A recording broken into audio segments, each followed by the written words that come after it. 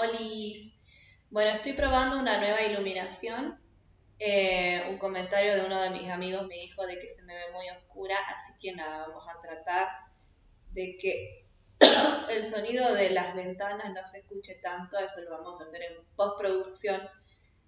No sé por qué hablo como nos cuando en realidad solamente soy yo. Pero bueno, lo que nos compete hoy es algo de lo que yo quiero hablar este fue uno de los primeros temas que a mí se me ocurrió hablar y como hasta hace poco no le había encontrado la vuelta. Así que vamos a comenzar con lo siguiente.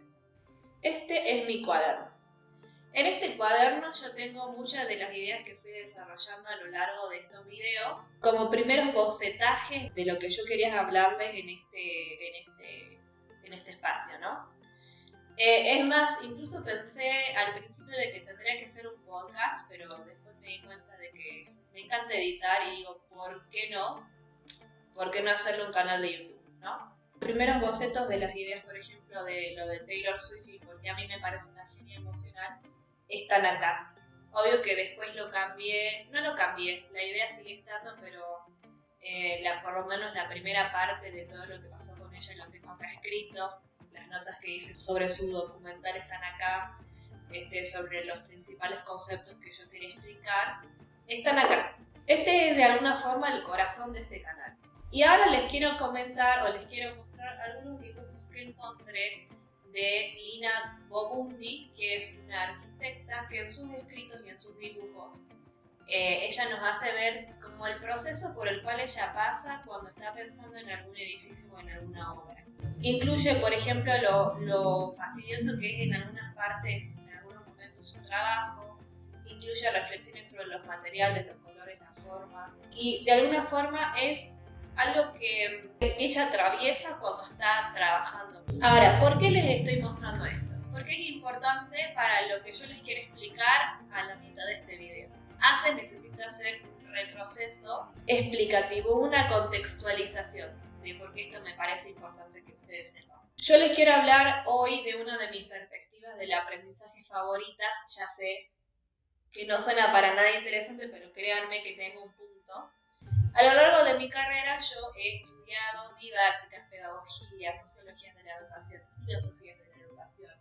Y en todas ellas hay una interrelación debido a que a partir de la filosofía que maneja la sociedad se crean las currículas que al final terminamos aprendiendo todos. Es decir, la filosofía o las necesidades políticas y económicas del país en el que estamos insertos van a ir formando un cierto tipo de persona que debe ser funcional a esa sociedad.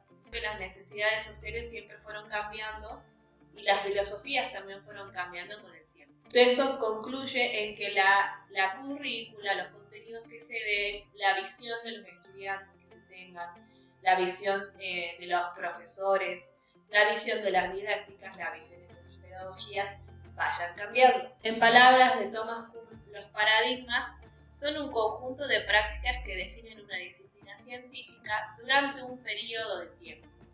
Uno de los que siempre se habla es el paradigma conductista. Incluye la estandarización como regla principal. El paradigma conductista se basa básicamente en que el sujeto, cuando llega al aula, de alguna forma, cuando llega a la escuela, no sabe nada. Es decir, su cabecita está en blanco. Es entonces que la currícula, sobre todo, impartida por el profesor, va a hacer que esa cabecita se llene de cosas. Este paradigma ve a la educación como algo demasiado sencillo o bien simplifica el proceso. La educación entonces se reduce a estímulos, a respuestas y a refuerzos positivos y negativos. Es decir, si el sujeto hace bien las cosas, se le da una recompensa. Si hace mal las cosas, entonces se lo castiga. Pasemos ahora al paradigma humanista, que tiene como eje principal el desarrollo de la persona y de sus potencialidades. Los profesores deben hacer que el sujeto se reconozca como un ser único y de alguna forma que reconozca sus capacidades y potenciarlas. El paradigma cognitivo considera a los sujetos de manera activa, es decir, ya no es un sujeto que no sabe nada, sino que tiene como una bagaje cultural. Sus acciones van a depender de las representaciones que él mismo elabore como producto de sus relaciones previas con su entorno físico y social. El sujeto es visto de la misma manera que una computadora. El paradigma psicogenético constructivista da un paso más y entiende que para que la persona, el hombre, llegue a un tipo de pensamiento abstracto, es decir, el niño debe pasar por diversas etapas en las que el aprendizaje o la construcción de conocimientos van a ir justamente construyéndose de diferentes formas. Entonces, la educación debe alentar este desarrollo, digamos, es decir, el pasaje efectivo de una etapa hacia la otra, para que así el sujeto termine de incorporar el aprendizaje más abstracto o los conceptos más abstractos. El paradigma sociocultural entiende que somos sujetos dentro de un contexto histórico y social concreto, que va a hacer que nosotros nos relacionemos tanto con los objetos de estudio como con las personas de una forma particular. Como ya hemos dicho, el fin último de la educación es que vos como persona adulta seas funcional a la sociedad, pero también tiene otros ejes que son, por así decirlo, más ocultos, que hacen que vos te sepas comportar y sepas convivir dentro de una sociedad. Y también uno de los principales ejes es que vos te descubras como persona o como individuo. Obviamente esto para mí no se le da mucha bola a esto último, pero en las currículas en general siempre está. Todo esto es muy lindo, muy cute, muy guau, ojalá que sea así, pero cuando vemos que hay una precarización del rol docente y de que la educación en general no forma parte de las agendas políticas actuales, no ayuda a que las personas terminen de desarrollar sus potencialidades como la currícula o como la escuela desearía. Ni siquiera hablemos de comprender un texto. Me acuerdo que yo tenía un profesor en la universidad que daba lengua y literatura que nos decía que era increíble cómo la gente llega a la etapa universitaria sin entender un texto. Entonces tenían que sacrificar parte de ese año para que los chicos aprendan a comprender un texto. Esto hace que, por supuesto, un montón de personas se vean desmotivadas y que por ende renuncien a la idea de estudiar una carrera universitaria y acceder a un salario mínimo respetable y que por ende se conformen con trabajos un poco más precarizados o en negro. Y finalmente tenemos a una generación de jóvenes que no pueden acceder al sueldo mínimo, incluso si pagan un monotributo Z, porque la desesperanza, el estrés, la depresión y la ansiedad se vuelven temas muy difíciles de gestionar y de los que es muy difícil salir. Pero vamos a fingir demencia tal como hizo Sáenz y todos sus ministros durante todo el paro docente. En fin, volviendo al tema del video, durante todo el siglo XX, estos paradigmas se fueron especializando y ahora hay la verdad que una variedad de didácticas para lo que vos quieras que garantizan la mejor forma de explicar un tema o un tipo de contenido para la persona a la que está dirigida. Por ejemplo, no es lo mismo enseñar español a una persona nativa del español como un argentino, un paraguayo, un chileno, un peruano o lo que sea, que enseñar español a una persona de Alemania, de Inglaterra, de África o lo que sea. Es decir, el campo de conocimiento, si bien es el mismo, el público para el que está dirigido no lo es.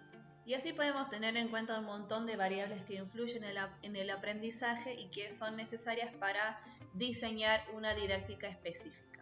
Pero mi favorita es siempre la creada por David Perkins, que es el que dio cuenta de este concepto que ahora les quiero explicar.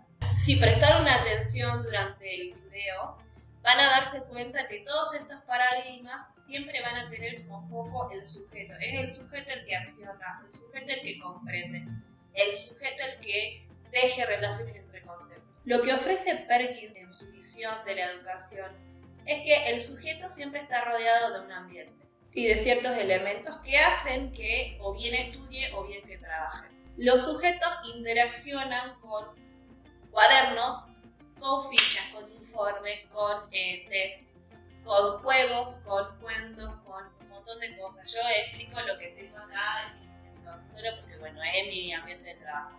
La idea de Perkins es que el sujeto siempre está rodeado de objetos y entornos que ayudan a que esa inteligencia brote hacia afuera. Son los objetos y los ambientes que uno plasma o de los que uno está rodeado que te ayudan a vos a trabajar o a estudiar. Por eso volvemos al principio del video en el que te mostré mi cuadernito. De acuerdo a Perkins, en general los centros educativos se dirigen al sistema de la persona sola. Por ejemplo, vos tenés un examen de matemática o por lo menos la gente de mi generación, que más o menos yo tengo 30, en el que tenías que saberte las tablas de memoria. Y si no sabías las tablas de memoria, entonces era muy difícil que vos hagas el examen de multiplicaciones porque no sabías qué carajo era. Vos tenías que tener todo en tu cabeza, no podías tener la tabla al costado. Hoy en día la verdad que ya no se ve tanto eso, es decir, los chicos durante un examen pueden tener las tablas a mano y hacer el examen de todas formas, o bien, por ejemplo, tengan en cuenta los exámenes a libro abierto o carpeta abierta.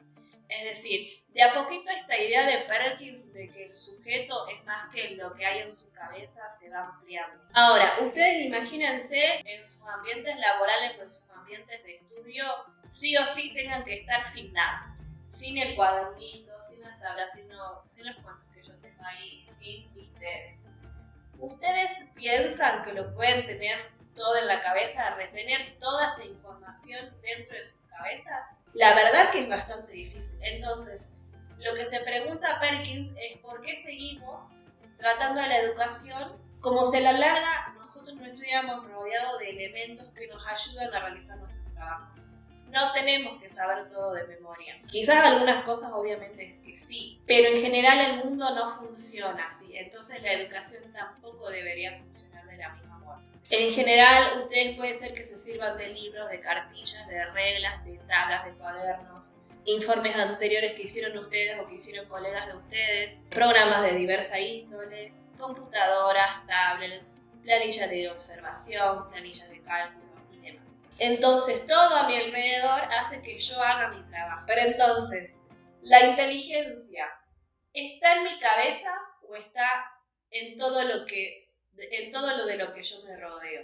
Esta es mi teoría preferida porque justamente implica que hay un proceso de reflexión en todo lo que hacemos nosotros. Y se hace cada vez más evidente que el sujeto no es un ente pasivo en lo que hace. Los objetos de los que yo me rodeo hacen que mi inteligencia brote. Y eso a la larga hace que yo pueda resolver los problemas que en mi trabajo surjan de una forma un poco más justamente reflexiva. El entorno hace que la inteligencia ocurra o ayuda a que ocurra. Más o menos se entiende el punto. Los medios en este caso yo uso funcionan como escenario del pensamiento y en los casos en los que esto se utiliza durante las épocas de estudio, receptáculo del aprendizaje. En estos casos se piensa por y por medio del cuaderno.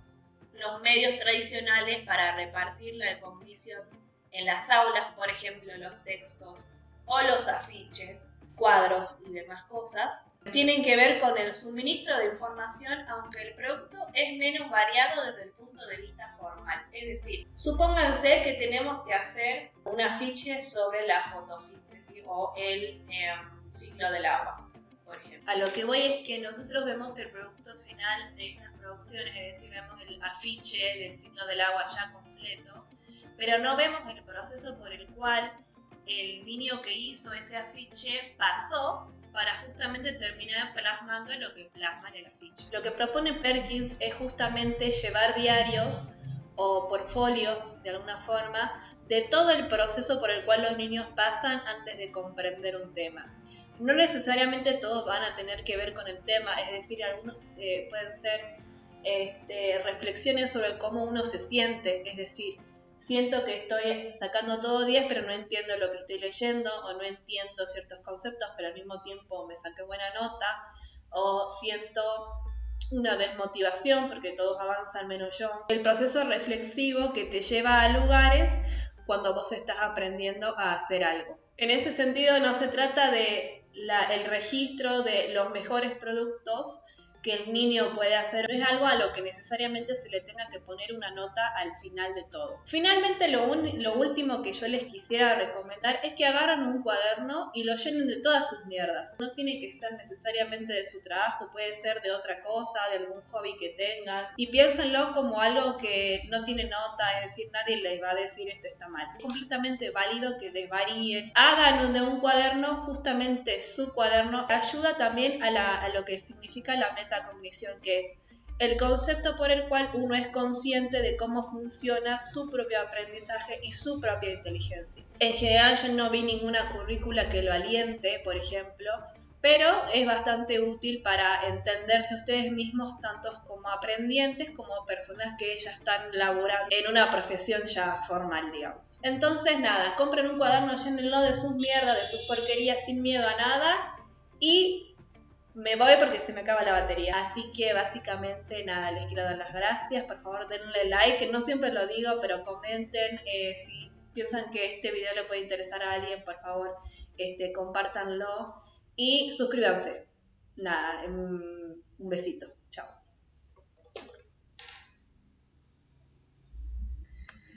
¡Ah!